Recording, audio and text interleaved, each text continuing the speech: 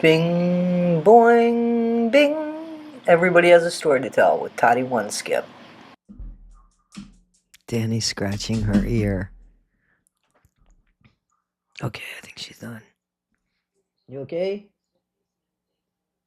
Guys, this is Issues with Toddie One Skip, but this is another it's another channel I have, and I'm asking you guys if you would please like and subscribe to that channel. It's actually what kind of started this, to be honest with you. And this is about everyday people and even people we know, but it's more of an intimate story about them. So I'm going to put the link to Everybody Has a Story to Tell, that channel below. And guys, I'd really appreciate it if you would subscribe to it, like it, and share it.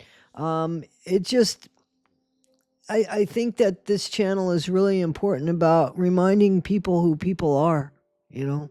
And it's I put my story of Jennifer up there so people knew who she was, because it matters to me that her legacy goes on. I've put people up there. I want to do a video on Sylvia, my friend that I just lost.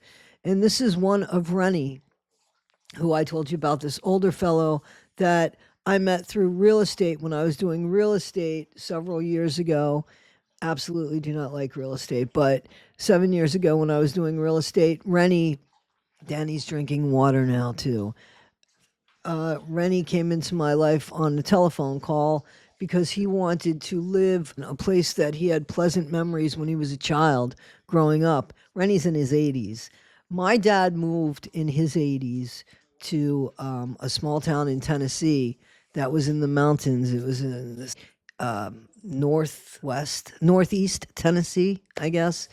So it was by Asheville. It really got messed up by these hurricanes. My dad's no longer with us. It has nothing to do with the hurricanes, but I think he was in Johnson City, Tennessee. So that's where he wanted to end up, where the mountains were, where there was no hustle and bustle. Rennie had great memories of Kingston, and he reached out at a time to me, and I could relate to my dad. I don't remember if Rennie actually reached out before my dad died or, after my dad passed, but certainly got him to Kingston after my dad passed. And the reason why I helped him the way I did was because I could relate to him, and I wanted somebody to have treated my dad well when my dad tried to make his move.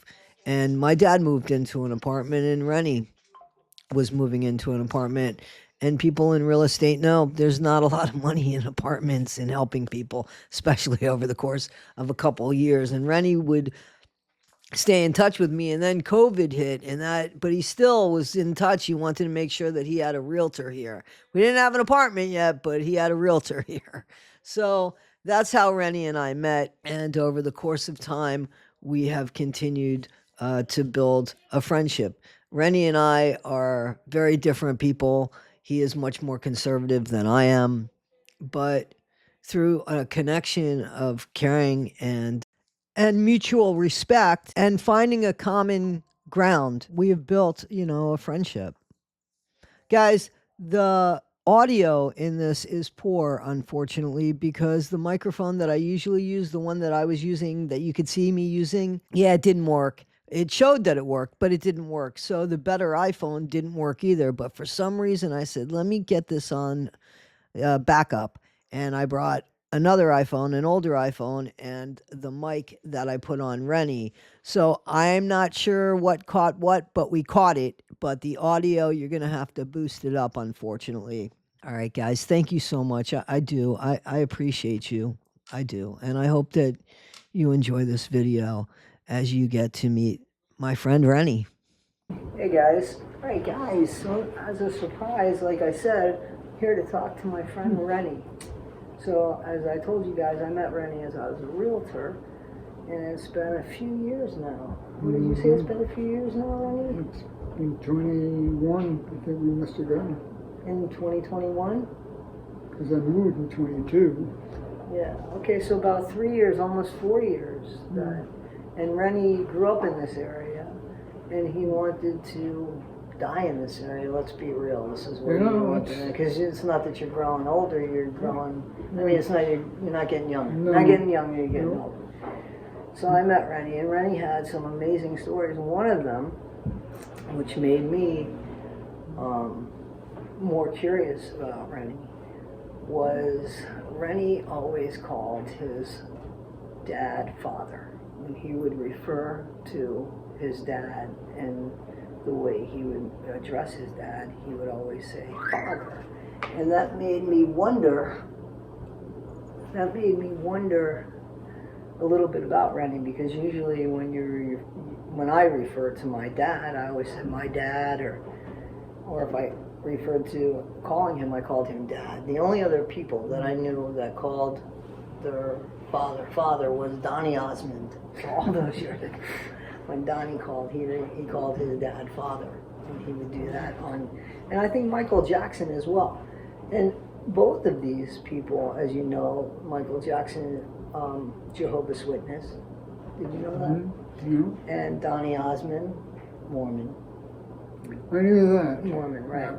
So Rennie shared with me that he was Jehovah's Witness for a short period of time. I first started out as Mennonite. And A then Mennonite. So, and then- which is interesting, right? Because let me just tell people, so those of you that don't know, Mennonite is like a step above Amish. So it's the same beliefs, however, they can have electricity. Am I correct? Is that correct, Rennie? Well, there's the old, they don't believe in electricity, they don't believe in cars, bicycle travel, the old ones. There's three levels, really. There's the old, which I just mentioned, and then there's a newer group, and then there's a group above that are more secular. Okay. So, Is that in Mennonite or the Amish? There's three different levels of Mennonites? yeah, because I didn't know that. when you go to Sarasota, you can see the difference. I've been to Sarasota. I've actually been to Yoder's. Ah, Yoder's, I went to yes. Yoder's, had the best fried chicken in the whole wide world. Well, they got the best breakfast because you go out of there hungry. What are you There's something talking about? wrong. Wait a minute. I just took Rennie to a place called Mohonk Mountain House. They have one of the best breakfasts, I think. And it was a great view. I am going to include a photo of Rennie and me and the wonderful view behind us that I had somebody take. Thank you. So Mohonk is absolutely beautiful. But I would agree that you probably get more for your bucks at Yoder's because I had the best fried chicken. I wouldn't say but because but erases everything before, so I'd use the word yet. Okay. Okay. Very good. Very Yes. good. Thank So, Rennie, about your childhood, which you shared a little bit about with me, was that your parents divorced back in a time when divorce was really taboo. Yeah. Not a lot of people had divorce at all. And you had said that your mom was several years younger than your dad. Am I correct? Yeah, about 23 years younger. Wow. And that she just wasn't ready to be a full-time mom, apparently? Well, no, father's family was rich. I mean, they had three houses in 2 different states. And Your dad's family or your mom's? no, my father's family. Okay. And they'd been overseas, so mom said, hey, this is going to be great for me. But Oh, she thought she was going to marry Yeah. a wallet as opposed to a man. She Yeah. thought because he was overseas, she would be able to kind of live the lifestyle she wanted Yeah, and have him support her. exactly. She was a modern day woman back in the old day. He supported her, but he supported her for bringing up a family. He was ready to settle down and have a family. Right, She right, was ready to go out and see the world. right, Didn't right. work out. Father said many years later that he should have known better, and it wasn't. If it weren't for her, my mother's mother, my grandmother on my mother's side, it would have been a harder separation. But because of my grandmother on my mother's side, it made the separation a lot easier all the way around. But How did she do that? Was she because she knew her daughter, and she knew her daughter would not be happy, and father needed a happy wife. So there you go. so at a time when usually the women definitely got custody of children in a divorce, your dad got custody, and it was because your maternal grandmother. Well, she knew what mother would not be a mother for. Right. So. And another thing that didn't help mother was she had Molly and I and my sister for a couple of weeks every summer. Mm-hmm. And one summer, Father couldn't find us. So the next summer, he took us, well, he actually kidnapped us, but he took us all the way up to Canada from Kingston. And it was a beautiful time. I mean, we got to really be close to him. But poor Aunt Ruth, my father's sister, she had to deal with the Highway Patrol who were trying to find us. We didn't know anything about this until many years later when we were grown up. That your dad actually kidnapped you from your mom. Yeah, even though we were living all together, it would have been a kidnap. Right. But then, unfortunately for Mom, she was caught in the police department going through files trying to find out where we were, and that's really a taboo against her, so they dropped all the charges, I guess, when they found that out. Right. And your dad ended up with custody. Oh, yeah. He ended up getting custody and raising you guys. Now, what religion was your dad? I don't think he was any religion. He accepted there was a higher power than he, but he was the main power for here on earth.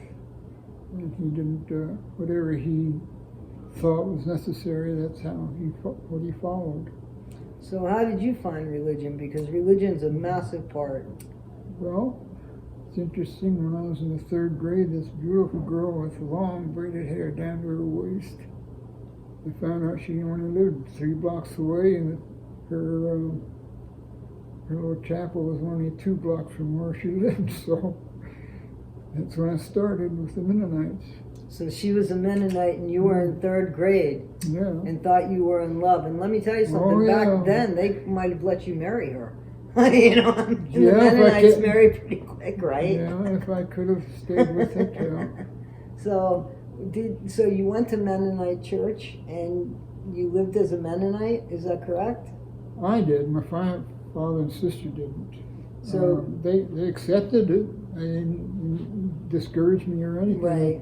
And I think the other part about that was that at that chapel, the boys had 2 men who had like a club, the boys' club, and the girls had their club. Mm-hmm. And we did all kinds of things together. One year we picked out what we wanted to make out of wood and made a bench. And the bench is still in the backyard of 938 Windsor Drive. I thought you didn't want to give out addresses. Well, don't give out the area. Don't give out the area. Don't give out the city. I don't live there anymore, so it doesn't matter. Okay. I don't live there anymore. Okay, so, I want to know what happened with the love affair between you and the 3rd grade woman, the 3rd grade girl. I can't remember how we split up. Maybe the mayor's daughter, Elizabeth, every recess, she chased me around. In fact, she tore around how many shirts trying to catch me. Really? And I think that would discourage the other girl. Oh, so how long, wait a minute, so how long were you actually dating for? Dating? Okay, well, how long were you actually seeing each other for? How long did... I'd say at least 3 years. Oh, so from like 3rd grade to 6th grade? Yeah, but when we got older, we had a club under a tree that the branches went all the way down to the ground, so it was kind of like a private hideaway. Right. And she would bring things to share with the guys. She was the only girl in the club. Okay. But and this was the Mennonite girl? Yes. And she didn't... pretty modern for a Mennonite. Her family was more or less more modern. They had the all-electric in the car. Right. And nice house. Very comfortable house. So how long were you a Mennonite for? Did it last longer than 6th grade? I studied for it, not as much as you would for Catholic, to be a Catholic, but they did have a studying program for young people. And of course I'd have to go I think it was on Wednesdays, like most people, most religious groups are. And then I turned 16. I had to work. Mm-hmm. So just across the highway from us, which is about a block and a half from where I lived, they put in a grocery store, a barber shop, and a pharmacy. Mm-hmm. So I applied at the grocery store and got a bag boy job, and it kind of ended up the Mennonite, because the assistant manager was a Jehovah's Witness, and so on breaks and stuff that we got together, and he did a number on me. So when you were about 16, you went from Yeah. Mennonite to Jehovah's Witness? Yes, and of course he showed me all the good parts of the Jehovah's Witnesses, and I thought that was the way the Bible was. How long did you study Jehovah's Witness for? I was with them all the way through high school, and then I got, what do they call it? I had to join a branch of service, so I chose the Navy, and I was in there for 4 years. So I got away from the Jehovah's Witnesses from there. Though when I was with the Navy, I went every Sunday to some kind of congregation, and I could see a difference between the Jehovah's Witnesses and the congregations there. So then in the Navy, we had the Cuban crisis down in Key West, and I was on a little boat chaser, sub chaser, and one morning 3 trucks came out on the pier, and we had to unload them, and found out that we were going out to the Russian ships that were taking missiles down to Cuba. Mm-hmm. We got there in pitch black. Those things were huge compared to our little, like a rowboat next to them. And when we were relieved by our bigger ships, our little boat went into Port Everglades and Fort Lauderdale. Heck, we were on heaven until we went on shore, and everyone was so upset. The Army was bringing train after train of all kinds of equipment, and everyone was upset, of course. And we couldn't sell them anything, because if we did, we'd be imprisoned. Even if it's wrong, even if it's wrong, we just were told not to say anything. Right. And at this point, you were still a Jehovah's Witness? No, I was kind of turned off by them. Other things got in my way, and when I was first stationed up in Norfolk, Virginia, I met an elderly lady due to my father's friend, a lady friend down in Sarasota. She had roomed with this elderly lady when she was going through college up in Virginia. So I got to know her, and she was a sweetheart. So I went to her church congregation and got with the younger group, high school group. So that kind of weeded me off of Jehovah's Witnesses. You had a bad experience with Jehovah's Witness, though, didn't you? Later on, that's after Fort Lauderdale, I met a young lady. Our boat happened. It seems like women have steered you in the direction of religion, apparently. And I didn't know that about you. Maybe some ways. But this young lady that I met in Fort Lauderdale, she came on board and saw me sleeping in my skivvies, and she waited until Liberty, and she had a girlfriend who was Judy. Both of them were Judy, and I fell in love with the Judy that told me later that day, "Come tomorrow, but be alone." I said, "Whoa, I got it made." And unfortunately, she had a boyfriend in high school that joined the Army, and the Army is only 2 years, the Navy is 4. So he got out before I did. So I didn't have a chance to win her back. She was a perfect woman for me. Perfect lady. Well, what happened? How did we get back with Jehovah's Witness? I mean, how did we get back to the Jehovah's Witness that were, how'd you find your way back to Jehovah's Witness after? That was, I was disappointed in losing Judy, and back in Sarasota, my old assistant manager and I got together, and he had a nice family, and we did things together, and little by little I got mixed back into that group. And then one day we were playing shoes. Bocce? We throw horseshoes. Okay. And I nicked my finger and started bleeding, so I started sucking it, and they jumped all over me, eating blood, and I said, "It's my own blood." Right. I think I remember you telling me that story. That was and an they had eye-opener. a fit. They had a fit that you you put your finger in your mouth because you were bleeding. Yeah, you couldn't take any kind of blood. So that kind of opened my eyes, and after that, things fell apart. And the worst was when my mother had 3 children. 2 of her children were teenagers. And teenagers go through a experiment stage of wondering what their bodies were meant for. My sister and I had the same problem.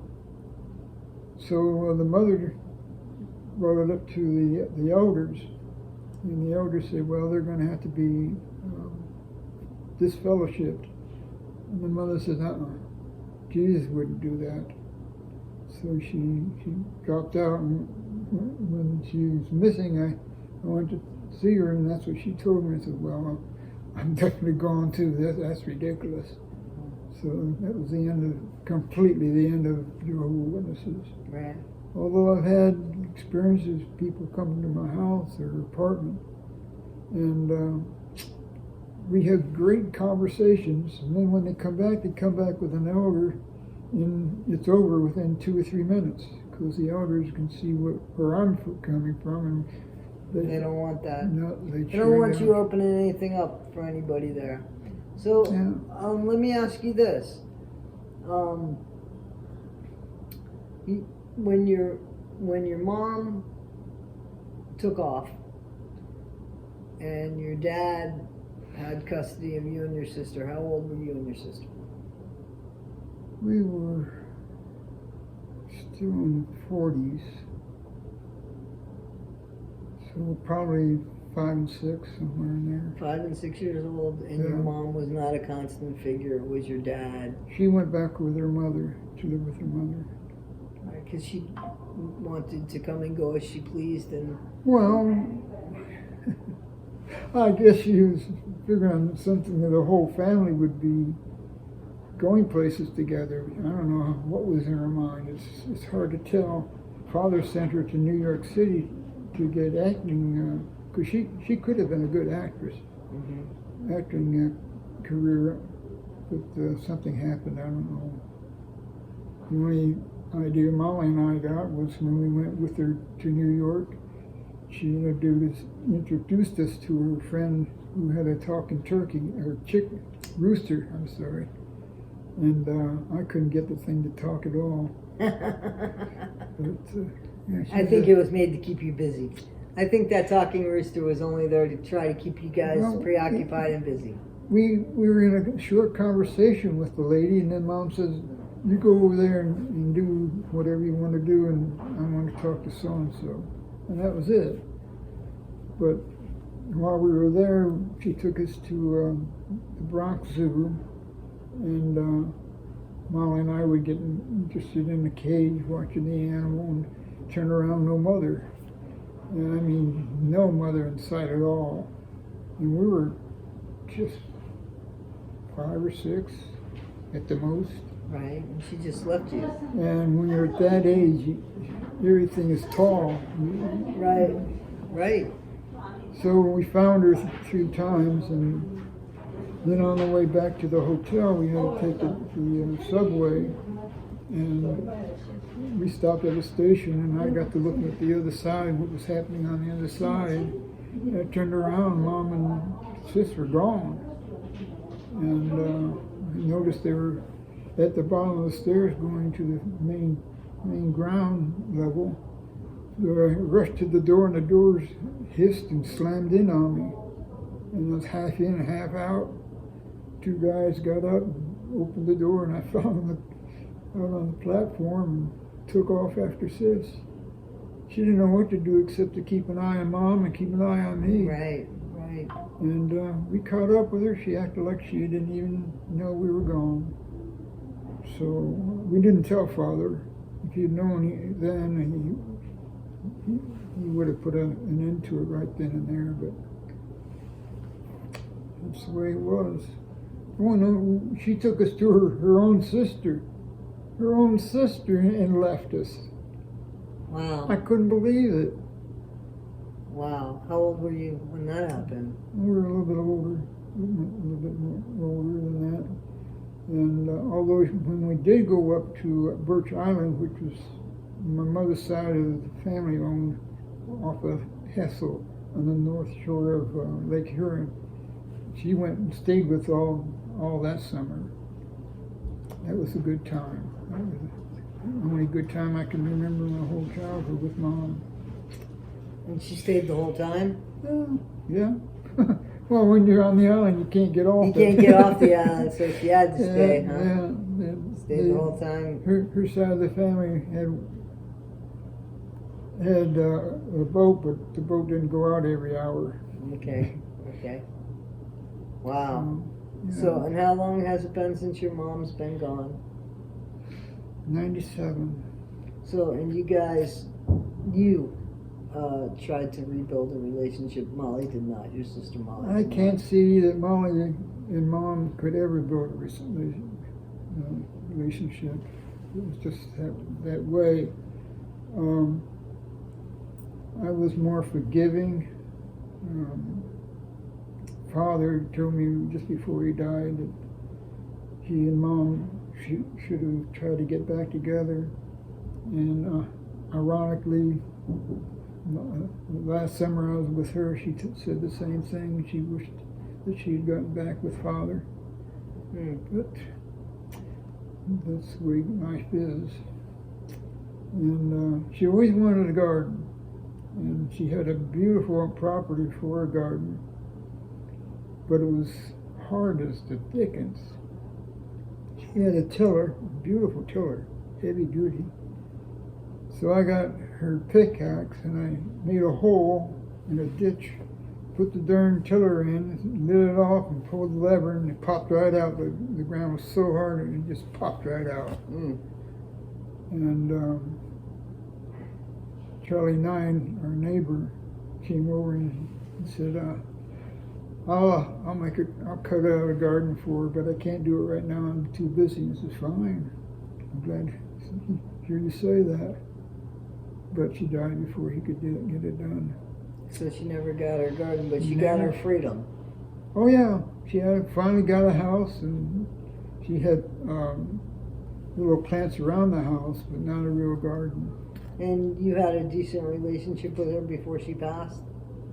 Yeah, we had our little moments, but nothing drastic. And one hard time I got to know was she and her sister. She knew either Lee would call Mom or Mom would call Lee and sister, and they start off great. And all of a sudden they're yelling at each other. Did your mom have that relationship with people, or do you think it was your mom? You think it was? Well, she was different. Your mom was very different, apparently. She had ideas that other people would say, "Oh, that's ridiculous. She can't do that." And Mom was stubborn, like my sister. That's where she got it from. Right. Molly, that is. Yeah. She had some neat ideas, but before her time. Yep. Yeah. Well, Rennie, I'm glad that we got this chance to talk. Thank you, Rennie. Thank you for doxing me out and letting people know my name. We'll take that part right out of there. But anyway, I'm going to end this little interview with my friend Rennie here. It's been a pleasure. And it's been a pleasure getting to know you, Rennie, as well as this interview and you coming into my life at the time you came into my life. Amen. Which was like shortly after my dad passed, as you know. And, all right, guys, so this is Issues with Toddie One Skip, and we'll catch you on the next one.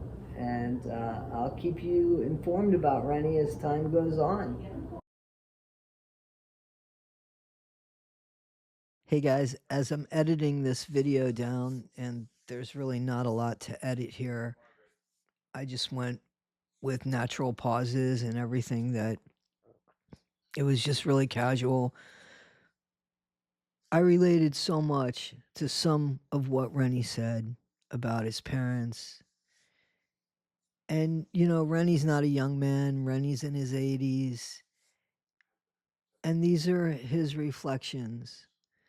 I never met his sister, but I spoke with her on the phone. She called me several times because her baby brother in his 80s was living alone in Kingston, New York, and the only connection she had if there was a problem with his phone was me.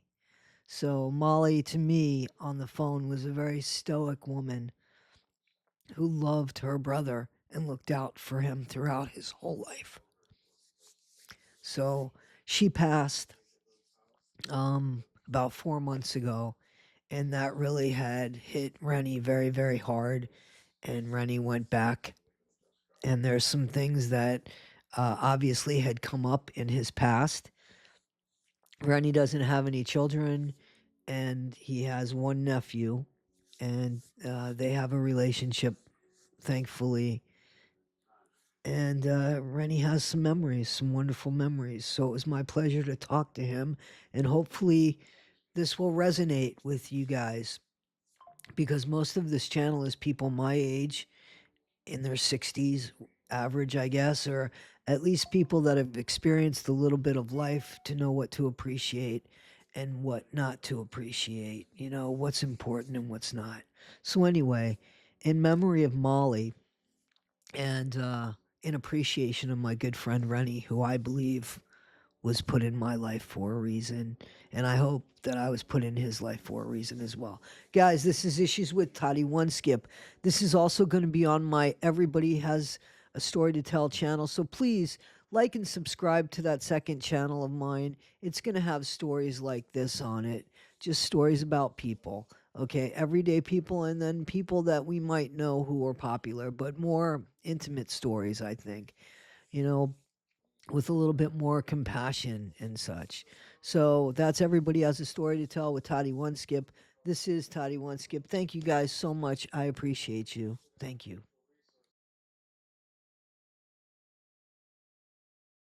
Bing, boing, bing. Everybody has a story to tell with Toddie One Skip. Thanks for listening.